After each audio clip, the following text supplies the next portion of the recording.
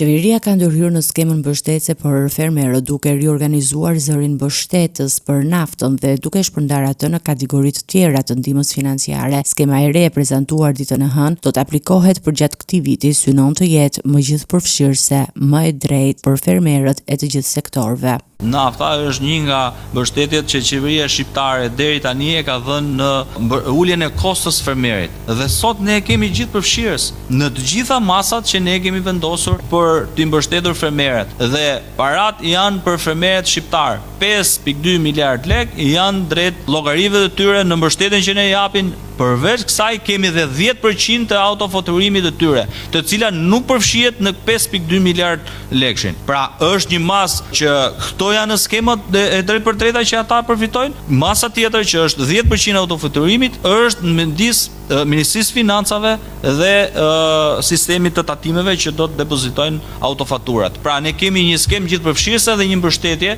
që nuk e kam pas në vitet e tjera, por tani e kemi nga 1 janari deri në 31 dhjetor të 2026. Ndryshimi më i dukshëm i skemës është integrimi i subvencionit të naftës brënda paketës së përgjithshme, një veprim që synon përdorimin më efektiv të fondeve dhe mbulimin e nevojave më të ndryshme të fermerëve. Qeveria thekson se kjo masë synon rritjen e produktivitetit në sektorin bujqësor dhe përmirësimin e kushteve të punës për fermerët, duke dhënë prioritet investimeve që rrisin kapacitetin prodhues dhe efikasitetin e punës në fusha dhe stane.